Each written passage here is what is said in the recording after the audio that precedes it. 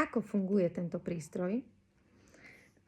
Vyzerá to ako obyčajný fén, ja to aj fén volám, pretože fúka to teplý vzduch, stačí vám elektrickú zástrčku, káblik strčíte do zástrčky a máte tu tri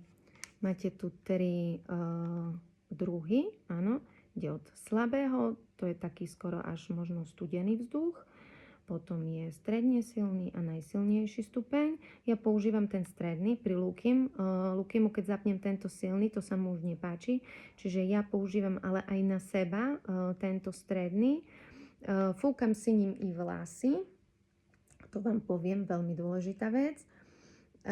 Fúkam si ním vlasy na najsilnejšom stupni a všetky sivé, ktoré som tu mala, zmizli a nahradili ich moje vlasy zdravé, hnedé, pretože tieto vlasy nemám, už veľmi dlho som nebola pri kaderníčke.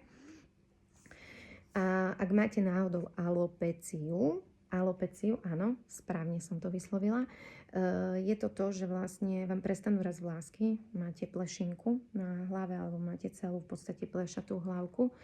Ak si začnete fúkať týmto prístrojom hlavku, začnú vám rásť vaše vlasy. A teraz vám poviem na základe čoho. Pretože tu v tejto trubičke sa nachádza takáto špirála, asi ju tam už vidíte, a táto špirála vyrába terahertzové vlny. Tá terahertzová vlna pôsobí dovnútra vášho tela až 12 cm. Čiže vám prehreje až dovnútra tela. A vlastne táto vlna obnovuje spiace bunky. My máme v tele x milión tisíc buniek, ale nie všetky pracujú. Proste niektoré sú uspaté, spia. A tento prístroj ich zobudí a začnú robiť svoju robotu. A vy sa odrazu začnete cítiť vitálnejšie, budete mať viac energie, odrazu budete cítiť, že aha, ale mne už toto nebolí, aha, mne už je tu lepšie, mne už... Ty brďo, hej? Čiže vlastne tie vlny spôsobia prebudenie vašich buniek spiacich a tak začne ten proces, kedy vám začne byť o mnoho lepšie.